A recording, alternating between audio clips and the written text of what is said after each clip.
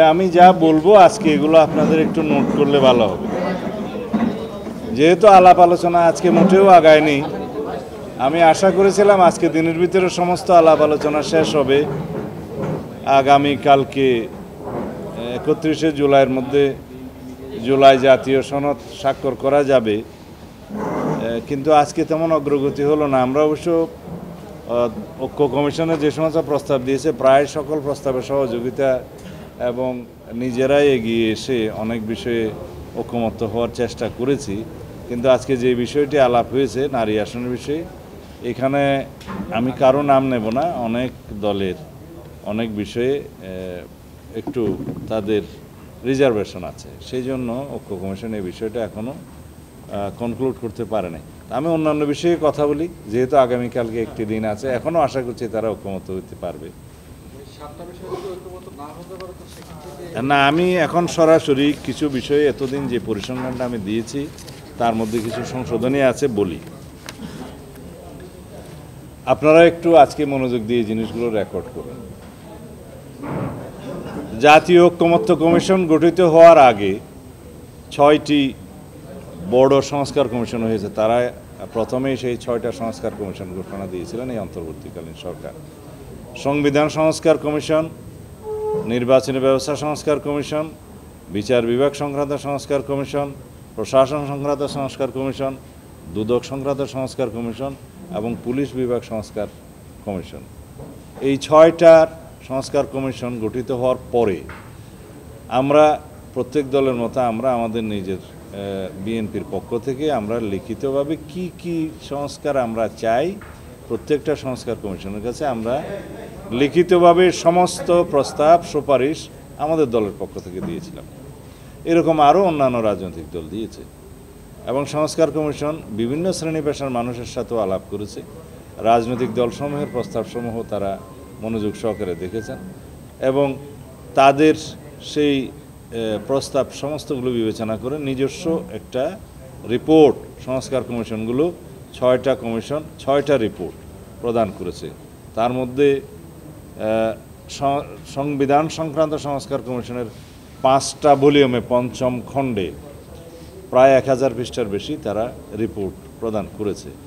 তার মধ্যে প্রথম খণ্ডে সুপারিশ সহ মোটামুটি মৌলিক আলোচনাগুলো আছে। এইভাবে অন্যান্য কমিশনগুলো পুস্তক আকারে তাদের সংস্কার রিপোর্টগুলো সরকারের কাছে দিয়েছে, আমাদের কাছেও প্রদান করেছে। আমরা দিয়েছে, পুলিশ সংস্কার কমিশন দিয়েছে, 6টা সংস্কার কমিশন রিপোর্ট দিয়েছে।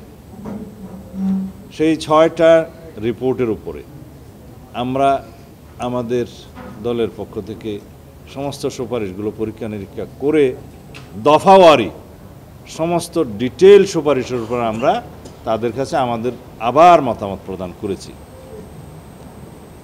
কিন্তু সংস্কার কমিশন একটা স্প্রেডশিট নামে 5টা সংস্কার কমিশনের জন্য কিছু মৌলিক সংস্কার নাম দিয়ে ওনারা 166টি প্রস্তাব সম্বলিত স্প্রেডশিট দিয়েছিল 5টা সংস্কার কমিশনের, পুলিশ বাদে। আমরা সেই স্প্রেডশিটে মনোযোগ দেইনি, কারণ সেখানে বিভিন্নভাবে বিভ্রান্তি সৃষ্টি হওয়ার একটা সুযোগ ছিল। আমরা সেটা ইগনোর করে পূর্ণাঙ্গ রিপোর্টের উপরে আমরা দফাওয়ারি আমাদের প্রস্তাবের তাদের মতামতের বিপরীতে, সুপারিশের বিপরীতে আমরা কোনটাতে একমত, কোনটাতে দ্বিমত, কোনটাতে আংশিক একমত, কোনটাতে বিভিন্ন মন্তব্য সহ ভিন্ন মত দিয়েছি, এটা আমরা উল্লেখ করেছি। আমি এতদিন আপনাদের সামনে দফাগুলো পূর্ণাঙ্গভাবে গুণে না দেখে বলেছিলাম 7 শতাধিক সুপারিশ এই 6টা কমিশনে ছিল। তার মধ্যে আমরা 650টিরও অধিক সুপারিশে একমত পোষণ করেছি। বাকিগুলো আমরা মতামত সহ বিভিন্নভাবে ভিন্ন মতামত দিয়েছি, এটা আংশিক মতামত সহ আছে। কিন্তু আমি আপনাদের সামনে আজকে পরিষ্কার করতে চাই, 6টা সংস্কার কমিশনের প্রত্যেকটাই, আজকে একটু মনোযোগ দিয়ে এটা নোট করবেন। সংবিধান সংস্কার কমিশনের সুপারিশ ছিল 131টি, দুদকের সুপারিশ ছিল 47টি, প্রশাসনের সুপারিশ ছিল 208, বিচার বিভাগের সুপারিশগুলো বিক্ষিপ্তভাবে ছিল। আমরা গুণে টুনে ঠিকমতো করে দেখেছি 89টি মেজর সুপারিশ আছে গুরুত্বপূর্ণ। নির্বাচন ব্যবস্থা সংক্রান্ত 243, পুলিশ সংস্কার কমিশনের রিপোর্টের তাদের সুপারিশ ছিল 108টি। 6টা কি বললাম? দুদক, প্রশাসন, বিচার বিভাগ, নির্বাচন ব্যবস্থা, পুলিশ সংস্কার, সংবিধান সবগুলোর সুপারিশ টোটাল করলে দাঁড়ায় 826টি সুপারিশ এই সংস্কার কমিশন 6টা সংস্কার কমিশনে ইন টোটাল দিয়েছে। তার মধ্যে আমরা এগ্রিড হয়েছি, আপনারা দফাওয়ারি দেখবেন, যোগফল দিবেন, তারপর আমাদেরকে জানাতে পারেন। দুদকের 47টি সুপারিশের মধ্যে আমরা 46টিতে একমত হয়েছি। তবে এখানে কয়েকটি কথা আছে। 29 নম্বর সুপারিশে একটা section 309 of income tax ordinance, খুব সম্ভবত এটা একটা সংশোধনের প্রস্তাব করা হয়েছিল, যাতে করে দুদক যে কোনো ব্যক্তির ইনকাম ট্যাক্সের ফাইল চাহিদা মাত্র দিতে পারে। এখানে বর্তমান বিধান হচ্ছে আদালতের মাধ্যমে চাইতে হবে, তারপরে এনবিআর সেই ফাইল দিবে। সেই বিধানটা আমরা বহাল রাখতে বলেছি, কারণ নাহলে ফ্লাড গেটের মতো হয়ে যাবে, এটার মিসইউজ হতে পারে। অন্যান্যগুলো কয়েকটা বিষয় আছে এখানে, যেগুলো আমি আপনাদের সাথে শেয়ার করি। যেমন কিছু আছে আন্তর্জাতিক বিভিন্ন সংস্থার সাথে এগ্রিমেন্ট করার কথা, চুক্তি করার কথা, আন্ডারস্ট্যান্ডিং, মেমো অফ আন্ডারস্ট্যান্ডিং হওয়ার কথা ইত্যাদি তারা বলেছে, যেগুলো আসলে জাতীয় সংসদের আলাপ আলোচনার মধ্য দিয়ে এই সমস্ত ইন্টারন্যাশনাল এমওইউ বা ট্রিটিগুলো হওয়া দরকার। একটা সংস্থা চাইলে সেটা করতে পারে। সেই সমস্ত মতামত দিয়ে আমরা একমত হয়েছি। এগুলো হচ্ছে মতামত সহ আমরা এগ্রিড হয়েছি। যেমন স্থায়ী প্রসিকিউশন সার্ভিসের তারা কথা বলেছে, কিন্তু দুদকের যদি স্থায়ী প্রসিকিউশন সার্ভিস হয়, আমরা বলেছি এটা পরীক্ষামূলকভাবে শুরু করা যেতে পারে। কারণ দুদকের যদি প্রসিকিউশন সার্ভিস পার্মানেন্ট হয়ে যায়, তাদেরকে যদি সরানোর বা প্রত্যাহারের কোনো ব্যবস্থা না থাকে, কি হবে সেটা আপনারা নিজেরা বুঝে নেন।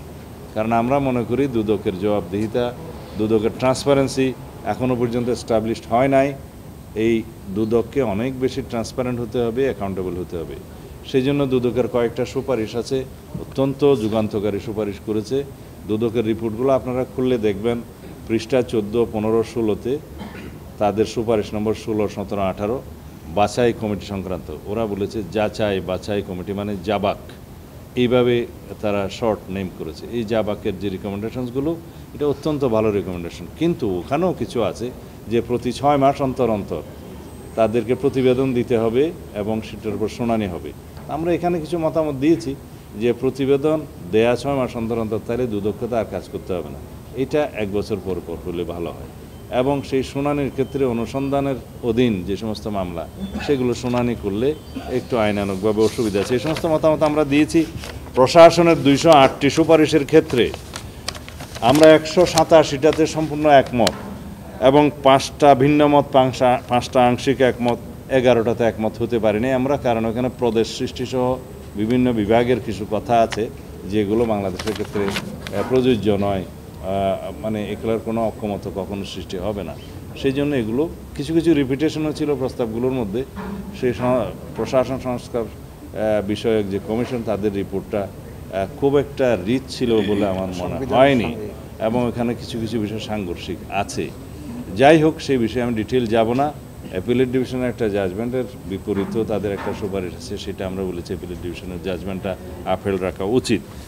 বিচার বিভাগের বললাম 28টা অধ্যায়ে 89টি গুরুত্বপূর্ণ সুপারিশ তারা দিয়েছে।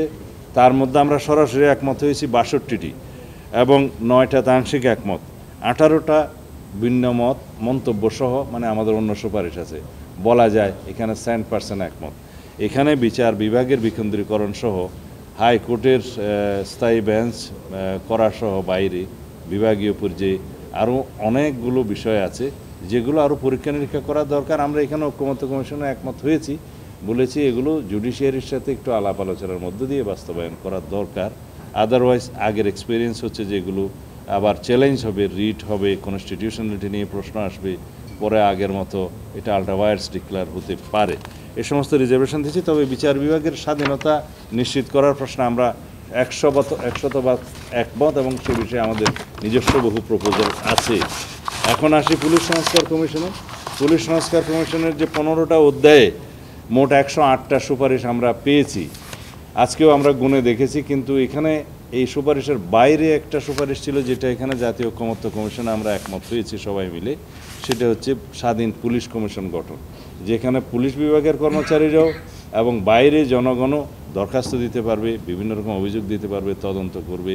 সেটার কমিশন কিভাবে গঠিত হবে সব কিছু বিধৃত আছে, তাদের টার্মস অফ রেফারেন্স, কার্যপরিধি মানে পাওয়ার ফাংশন কী হবে সেটা ওখানে আইনে উল্লেখ থাকবে, এবং সেটা একটা জনগণের জন্য এবং পুলিশ বিভাগ কর্মরত ব্যক্তিদের জন্য একটা অপশন থাকবে সেখানে ন্যায় বিচার পাওয়ার, এবং জনগণের একটা জায়গা থাকবে পুলিশের প্রথাসিদ্ধ যে সমস্ত জায়গা অভিযোগ করার জন্য আছে তার বাইরে। এবং তাদের পাওয়ার ফাংশন যখন আইনের মাধ্যমে গঠিত হবে, প্রণীত হবে, তখন আপনারা হয়তো দেখবেন যে সেটা জনগণের জন্য একটা সুবিধাজনক একটা অপশন হলো বিচার প্রাপ্তির ক্ষেত্রে অথবা অভিযোগ প্রদানের ক্ষেত্রে।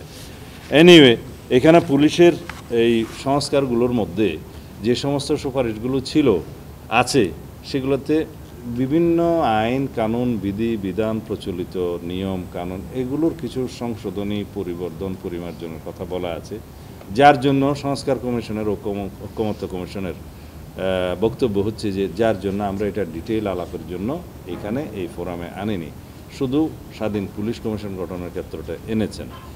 এখন আমাদের মতামত প্রায় তাই যে এগুলো অনেকটা সংশোধনের মাধ্যমে, অর্ডিন্যান্সের মাধ্যমে অথবা আইন কানুন না থাকলে রুলসগুলো ডিপার্টমেন্টালি এবং নির্বাহী আদেশের মধ্য দিয়ে এগুলো সব সমাধান করা সম্ভব।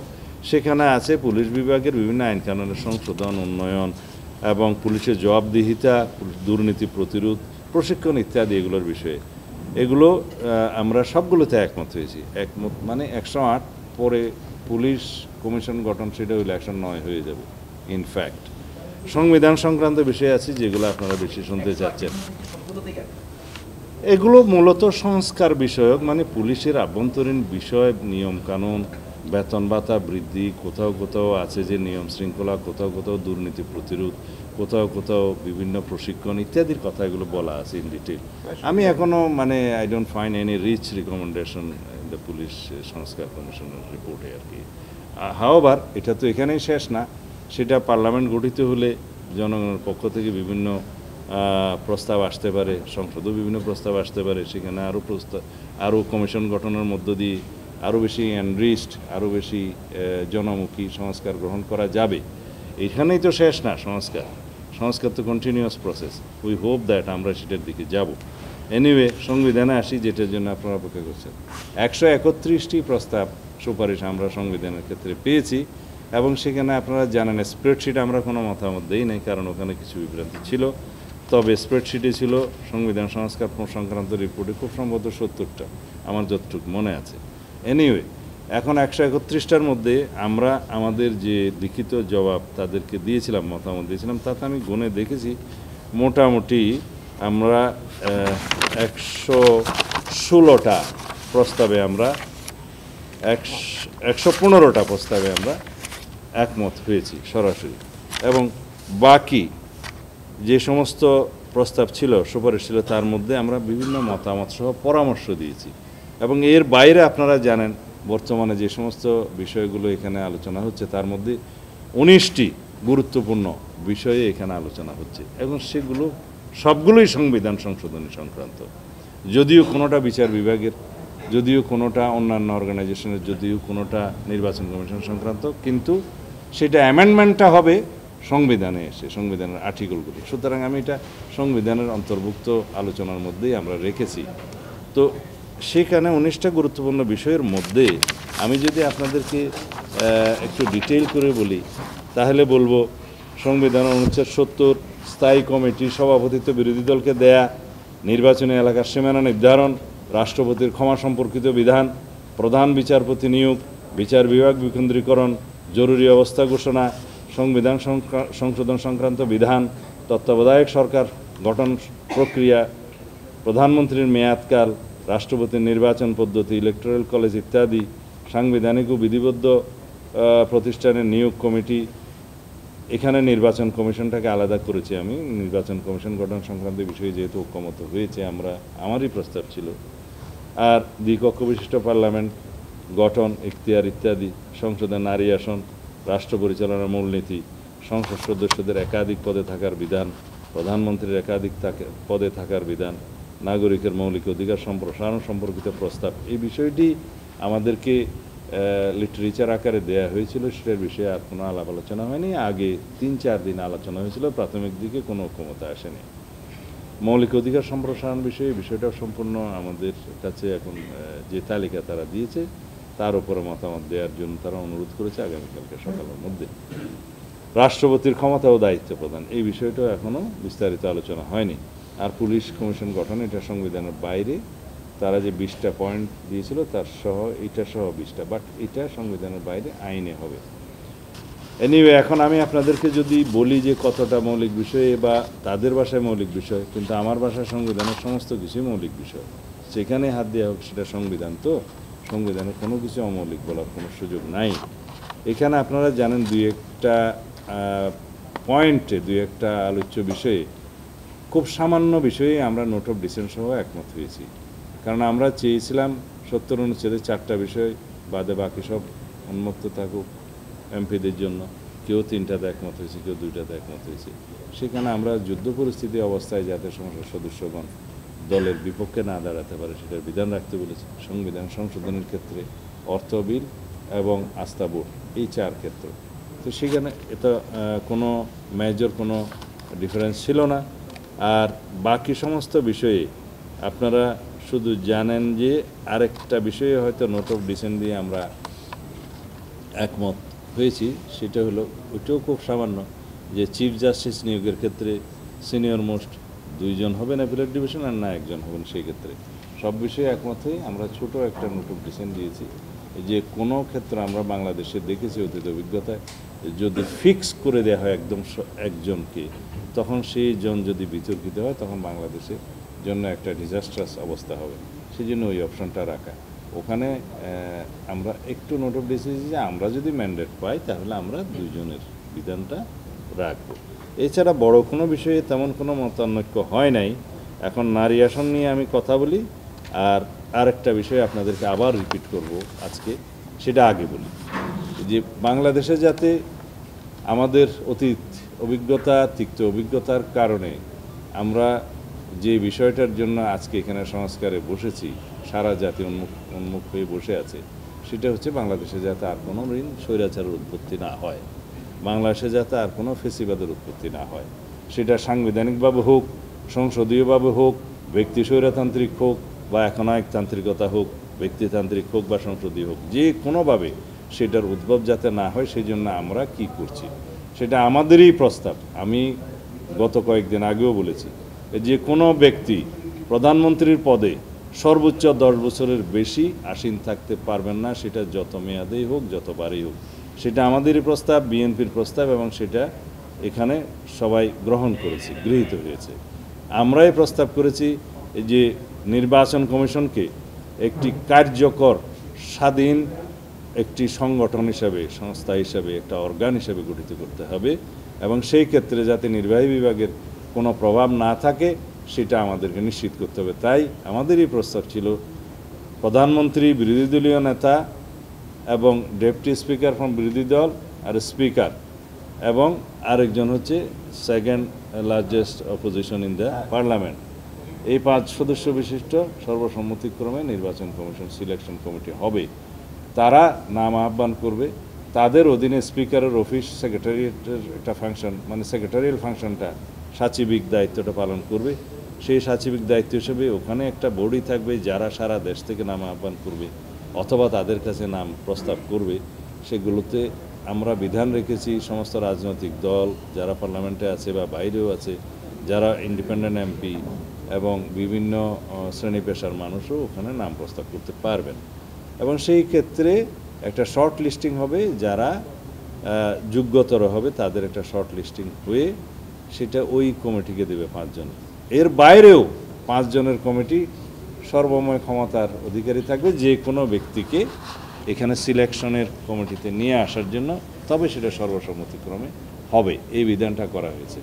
তাইলে এইভাবে যদি নির্বাচন কমিশন গঠিত হয়, তাহলে নির্বাচন কমিশন কখনো মুখাপেক্ষী থাকবে না সরকারের। নির্বাচন কমিশনকে কখনো কারো তাবেদারি করতে হবে না। আর আমরা প্রস্তাব করেছি কেয়ারটেকার সরকার গঠিত হলে, যেটা গঠিত হয়েছে আমি বলবো যে আদালতের মাধ্যমে প্রতিষ্ঠিত হয়েছে প্রায়, অথবা পার্লামেন্ট যে কোনো সময় স্বাধীন সেই বিধানটাকে বহাল করতে, এই ক্ষেত্রে কেয়ারটেকার সরকারের বিধানকে যাতে কোনো সময় কোনো পার্লামেন্ট সংশোধন করতে না পারে খুব সহজে, সেই জন্য পার্লামেন্টের অ্যামেন্ডমেন্টটা রাষ্ট্রপতির সিগনেচারের আগে গণভোটে দেওয়ার বিধানটা বহাল করার জন্য নতুনভাবে, আগে এটা গণভোটের ভিতরে ছিল না। 142 আর্টিকেলের মধ্যে যে সমস্ত বিধান গণভোটের জন্য আছে সেটা ছিল, যেটা শেখ হাসিনা সরকার উড়িয়ে দিয়েছে, সেটা ছিল প্রস্তাবনা সংবিধানের আর্টিকেল 8, 48, 56 এবং 142। এর বাইরে কোনো আর্টিকেল গণভোটের জন্য ছিল না। আমি এখানে প্রস্তাব করেছি 58 ক এবং ক 2 পরিচ্ছেদ যেন ইনক্লুড করা হয় তত্ত্বাবধায়ক সরকার বিধানাবলী, যাতে এটা কোনো সময় পরিবর্তিত করতে চাইলে সেটা যেন জনগণের কাছে যেতে হয় আবার গণভোটের জন্য, সেটা আমরা করেছি। এটা গেল 3।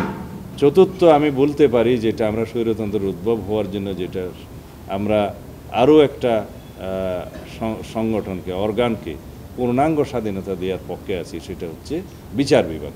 ইনফ্যাক্ট জুডিশিয়ারি যদি প্রকৃতভাবে স্বাধীন হয়, এক্সারসাইজ করে, তাহলে পরে জুডিশিয়ারি হচ্ছে কনস্টিটিউশনের গার্ডিয়ান, ইন্টারপ্রিটার এবং গণতন্ত্রের রক্ষা কবচ। এখানে যে কোনো আইন যদি পার্লামেন্টে জনবিরুদ্ধে হয়, জনগণের বিপক্ষে যে কোনো রকম অ্যামেন্ডমেন্ট যদি কনস্টিটিউশন আসে, সেটা যাবে সরাসরি সুপ্রিম কোর্টের কাছে, যে কেউ রিড করতে পারবে পাবলিক ইন্টারেস্টে, এবং সেইটা ওইখানে সুপ্রিম কোর্ট তার কনস্টিটিউশনালিটিটা দেখবে, লিগ্যালিটিটা দেখবে, এবং যদি তা পায় যে এটা লিগ্যাল না, কনস্টিটিউশনালিটি নাই, তখন আলটা বায়াস ডিক্লেয়ার করতে পারবে। আর তাছাড়া একটা রক্ষা কবচ হিসেবে সব দেশে independent judiciary is a must, সেটা আমরা এনশিওর করার জন্য বলেছি।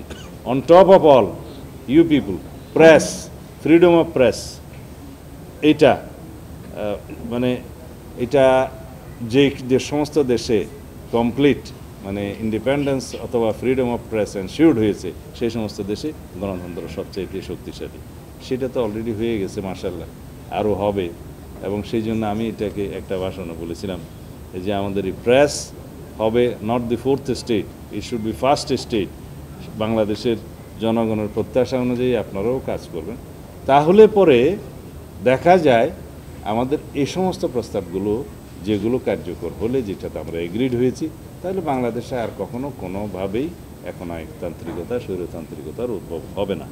এখন নারী আসনের ক্ষেত্রে বলি, আমরা বিএনপির পক্ষ থেকে আমরা প্রস্তাব করেছি, আমাদের লিখিত প্রস্তাব এবং জাতির সামনেও আমরা প্রতিশ্রুতি দিয়েছি, যদি আমরা ম্যান্ডেট পাই তাহলে পরে আমরা নারীর বিদ্যমান আসন যে সংরক্ষিত আসন 50 আছে, সেখান থেকে আমরা 100-তে উন্নীত করব। তবে নির্বাচনের পদ্ধতি হবে আগের মতো, যেভাবে আসনের অনুপাত হয় সেভাবে। এই বিষয়টা এখানে জাতীয় ঐক্যমত্য প্রতিষ্ঠা হয়নি বললেই চলে। কেউ এই নারী আসনগুলো চায় ভোটের অনুপাতে, কেউ চায় সরাসরি নির্বাচন হোক, কেউ চায় ঘূর্ণায়মান পদ্ধতিতে হোক, কেউ চায় যে ডিলিমিটেটেড করে 400 আসনের মধ্যে সেটা আসন নির্ধারিত করে হোক। কিন্তু আমরা সব কিছু বিবেচনায় এবং হাউজের আলোচনায় আমরা একটা নতুন প্রস্তাব দিয়েছি যে আমরা ডাইরেক্ট ইলেকশনের একটা বিধান এইবার থেকে প্রচলন করতে চাই, যেহেতু আমাদের দেশের নারী সমাজের চাহিদা এরকম আছে। তবে সেটা এক্সপেরিমেন্ট করে গ্রাজুয়ালি যেতে হবে। বিদ্যমান সংবিধানের অ্যামেন্ডমেন্ট হওয়ার আগেই আসন্ন পার্লামেন্ট নির্বাচন আমরা বলেছি আমরা স্বতঃপ্রণোদিত হয়ে আমরা একটা জেস্টার হিসাবে আমাদের বিএনপির পক্ষ থেকে আমরা বলেছি এখনই আমরা 5% সরাসরি নির্বাচনের জন্য আমরা নারীদের মনোনয়ন দেব। কোথায়? বিদ্যমান 300 আসনের মধ্যে, এবং 50টা রিজার্ভ আসন থাকবে, এটা এর বাইরে। তার পরবর্তী নির্বাচনটা হবে পার্লামেন্টে অ্যামেন্ডমেন্ট গৃহীত হওয়ার পর। সেখানে আমরা বলেছি যে সেই সংসদ 10% বিধান রাখবে নারীদের জন্য সরাসরি নির্বাচন করার। তাহলে 30টা আসে 300 আসনের মধ্যে, তাহলে ওই 50টা সহ এই 30টা সহ 80টা আসন হয়। এইভাবে ক্রমান্বয়ে নারীদের অগ্রগতি বিবেচনা করে তারপরে ভবিষ্যতে একসময় 100 আসনে উন্নীত হবে, এবং সেগুলো সব সরাসরি নির্বাচনের জন্য তখন প্রযোজ্য হবে। তখন হয়তো আমাদের নারীদের জন্য আসন সংকুলানের জন্য হয়তো পার্লামেন্টের আসন সংখ্যা বাড়াতে হতে পারে, সেটা তখনকার পার্লামেন্ট দেখবে যে টোটাল আসনটা কয়টা হবে। এটা আমাদের প্রস্তাব। কিন্তু হাউজে যেভাবে আজকে ঐকমত্য কমিশনের সর্বশেষ লিখিত প্রস্তাব আসছে, সেখানে অনেকেরই রিজার্ভেশন আছে। সেই দলগুলো নিশ্চয়ই আপনারা জানবেন, আমি কারো কোনো দলের কথা বলবো না, অনেকের রিজার্ভেশন আছে। তারা হয়তো নোট অফ ডিসেন্ট দিয়ে দুই একটা পয়েন্টে একমত হতেও পারে, নাও হতে পারে, but hour position is clear. আমরা চাই নারী আসন 100তে উন্নীত হোক, পর্যায়ক্রমে হোক বা এখনই হোক, সরাসরি হোক, কিন্তু আমাদের প্রস্তাব এখনই আমরা 50 সংরক্ষিত আসন প্লাস আরও 50টা দিয়ে 100 করতে চাই। যেহেতু নির্বাচন কিভাবে হবে নারী আসনে সেটা নিয়ে বিতর্ক আছে, সেজন্য আমরা বলেছি যে আমরা সরাসরি নির্বাচনের বিধানটা এখন থেকে চালু করতে চাই 5% দিয়ে এই পার্লামেন্টের ইলেকশনে। যেহেতু এখন সংবিধান সংশোধন হয়নি, এখনই আমরা আমাদের একটা গুড উইল হিসেবে, জেস্টার হিসেবে আমরা সেটা অফার করেছি এবং সেটা হাউজে অ্যাকসেপ্টেড হয়েছে। আর এরপরে পার্লামেন্টে যখন সংবিধান সংশোধন হবে 10%, তখন আমরা এটা প্রস্তাব করেছি, তাইলে 300 আসনের মধ্যে 30টা হয়, 50 + 3 80 হয়, এইভাবে গ্র্যাজুয়ালি 100-এ উন্নীত হবে। এই হচ্ছে আমাদের প্রস্তাব। আমরা জাতির কাছে সেটা আপনাদের মাধ্যমে জানাতে চাই। ধন্যবাদ। এত লম্বা বললাম, আবারও কোয়েশ্চেন করবা, বলো।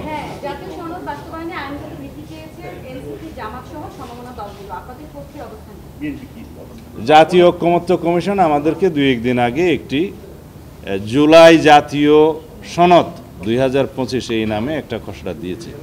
ইনফ্যাক্ট এটা হচ্ছে একটা ভূমিকা, কোন প্রেক্ষিতে জাতির কোন অবস্থায় এই ঐকমত্য কমিশন গঠিত হয়েছে, কিভাবে সরকার গঠিত হয়েছে, ফেসিবাদের কী আচরণ ছিল, জাতির প্রত্যাশা কী, অভিপ্রায় কী ইত্যাদি ব্যক্ত করে তারপরে এই অঙ্গীকারনামা নামে একটা অঙ্গীকারনামা দিয়েছে যে যে সমস্ত বিষয়ে আমরা এখানে প্রতিশ্রুতিবদ্ধ হব, যেখানে ঐকমত্য আসবে, সেগুলো বাস্তবায়নের জন্য আমাদের সমস্ত আইন কানুন সংবিধান বিধি বিধান যেখানে যা যা সংশোধন পরিবর্তন পরিমার্জন করতে হবে সেটা করার জন্য আমরা প্রতিশ্রুতিবদ্ধ অঙ্গীকারাবদ্ধ এইভাবেই বলা হয়েছে।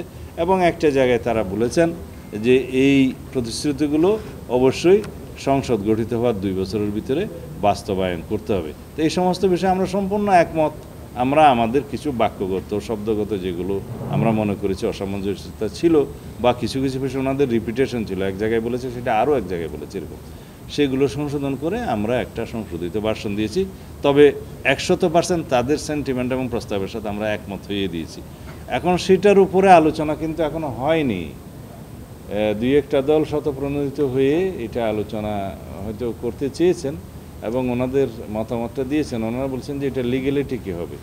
আমি আপনাদেরকে জিজ্ঞেস করি, একটা ন্যাশনাল কনসেনসাস এখানে হচ্ছে, এতগুলো রাজনৈতিক দল এতদিন পর্যন্ত উন্মুক্ত আলোচনা করছে, হুইচ ইজ ভেরি ট্রান্সপারেন্ট, এবং আমি অনেকটা মনে করি যে ওপেন কোর্ট ট্রায়ালের মতো আপনাদের কাছে রিলে হচ্ছে, সব কিছু ডাইরেক্ট টেলিকাস্ট হচ্ছে বা ব্রডকাস্ট হচ্ছে।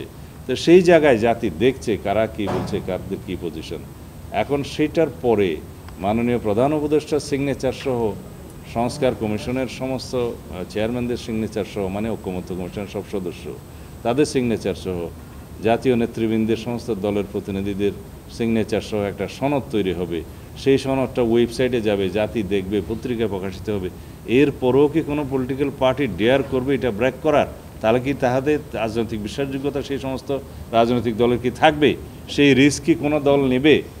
আমার তো মনে হয় না এর চাইতে বড় বেশি কোনো কনসেনসাস হতে পারে, এর চাইতে বড় বেশি কোনো মেমো অফ আন্ডারস্ট্যান্ডিং হতে পারে, এর চাইতে বড় কোনো সোশ্যাল এগ্রিমেন্ট হতে পারে। এটা কন্ট্রাক্ট, অনেকটা social, it is contract in between nation, in between people and the political parties and stakeholders. তা আমি মনে করি সেটা বাস্তবায়নের জন্য একমাত্র জায়গা হবে জাতীয় সংসদ। বিফোর দ্যাট অধিকাংশ সংস্কার প্রস্তাব তো এখনই বাস্তবায়ন হয়ে যাচ্ছে, আপনারা নিশ্চয়ই জানেন সেটা। বিভিন্ন মন্ত্রণালয়ের মাধ্যমে, অর্ডিন্যান্স জারির মাধ্যমে সংস্কার প্রস্তাবের অনেকগুলো এখনই বাস্তবায়ন হয়ে যাচ্ছে। এবং আমি বলেছি শুধুমাত্র সংবিধান সংশোধন সংক্রান্ত সুপারিশগুলো ব্যতি রেখে বাকি সমস্ত সংস্কার যেগুলো এগ্রিড হবে রিপোর্ট, সবগুলো তার আগেই বাস্তবায়ন করা সম্ভব। এমনকি সেটা কমিটমেন্ট দেওয়ার আগেই বাস্তবায়ন করা সম্ভব। এখন হচ্ছে না রেগুলার সমস্ত আইন কানুন অর্ডিন্যান্স যেগুলো হচ্ছে, এগুলো তো সংস্কারের ঐকমত্যের ভিত্তিতেই হয়ে যাচ্ছে। তো সুতরাং শুধু একটা বিষয় এখানে এগ্রিমেন্টের ভিতরে গুরুত্বপূর্ণ, সেটা হচ্ছে সংবিধান সংশোধন। তো জাতির কাছে এতদিন আমরা আলাপ আলোচনা করে এই সংবিধান সংশোধনের সহ অন্যান্য সংশোধনের ভিতরে যা যা ঐক্যমত হয়েছি সেটাতে আমরা এগ্রিমেন্টে সই করব। আর যা যা আমরা ঐক্যমত হচ্ছি না সেখানে তো আমরা বার্গেন করছি, আমরা ডিসকাশন করছি, আমরা ডিবেট করছি।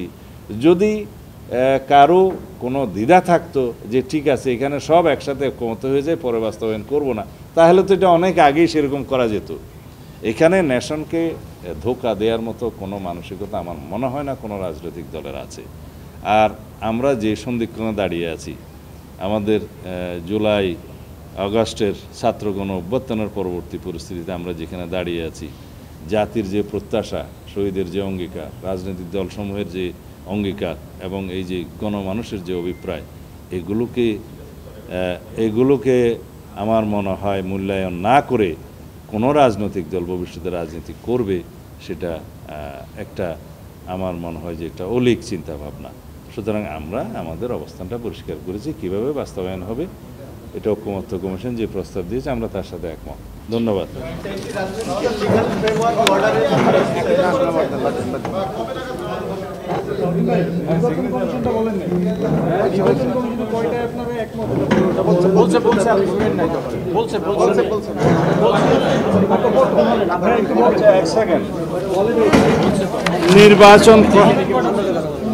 নির্বাচন ব্যবস্থা সংক্রান্ত কয়টা সংস্কার প্রস্তাব নির্বাচন ব্যবস্থা সংস্কার কমিশন করেছিল তার সংখ্যা হচ্ছে 243টা। এখানে আমরা সরাসরি 141টার সাথে একমত। আমি কি সেটা বলি নাই মাঝখানে? না, 141 সাথে একমত। আর 243 বলেছে, পরেরটা বলি নাই। 243টার মধ্যে 141টার সাথে আমরা সরাসরি একমত, আর 14টাতে আংশিক একমত, 64টা ভিন্ন মত সহ আমরা অন্য সুপারিশ দিয়েছি। 64টা সরি না, আমরা একমত নই বলেছি শুধু 24টাতে। তো এই হিসাবে আমি হিসাবটা এখানে করে সারতে পারি নাই যে যেখানে আমরা একমত হতে পারি নাই তার সংখ্যা কয়টা জানেন? এই যে 800 টোটাল যে রিকমেন্ডেশনস অফ অল সংস্কার কমিশন 826টা, আপনাদের নোট করেছেন নিশ্চয়ই। তার মধ্যে সব সংস্কার কমিশন মিলে মাত্র 51টা প্রস্তাবে আমরা একমত হইনি। এরপরেও কি বিএনপিকে বলবে সংস্কার মানছে না?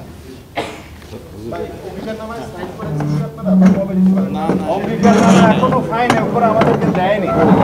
ভাই